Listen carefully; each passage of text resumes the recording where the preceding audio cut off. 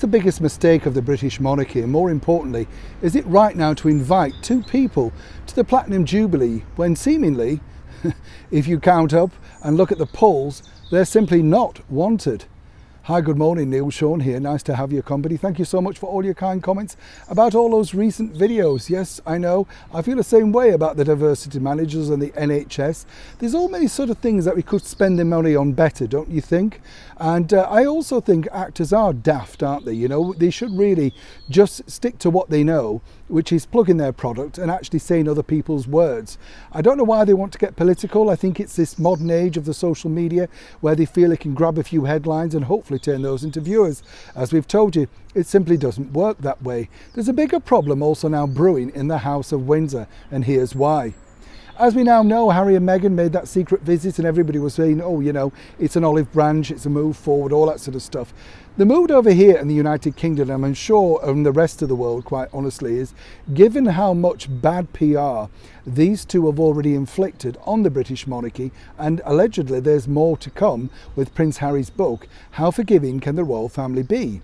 On the other side of the coin, as we like to tell you here on the show, we are impartial and we present both sides of the story. So when people say to you, Neil, you're wrong, I'm not wrong. I'm pointing out to you these are the two elements that are passed to me from senior sources. Now, the bigger problem that Her Majesty the Queen has, following on from the debacle of, and we told you in great detail, of her inviting Prince Andrew along to his father's memorial, well, there was nothing wrong in that. She chose him, her decision. And we are told that it was her final decision to actually receive Harry and Meghan at Windsor. It was undecided right through until Tuesday afternoon. But now moving forward, there's a bigger problem because, as we now know, Prince Andrew wouldn't mind a return to some kind of public life.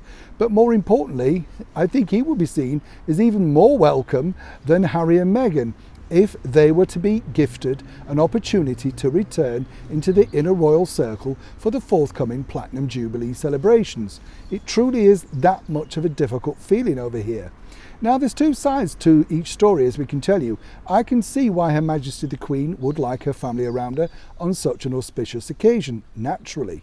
But the other side of it, the cynical side, is the PR teams working for Harry and Meghan over in California, and as ever we have to say allegedly, must be rubbing their hands because once again it connects them to gold dust, proving that they can simply market them in any which way they want because they have a direct contact with the most famous lady in the world.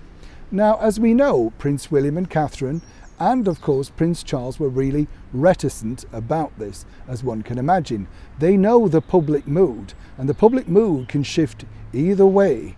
But the bottom line for Her Majesty the Queen, at the age that she's recently become, she just wants to see her family cemented and back together. But really the public feeling over here is simply this: Your Majesty, please don't invite them back.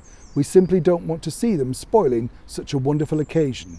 And as we've said here before on the show, it really should focus on the one person that's given so much after 70 years of service on the throne.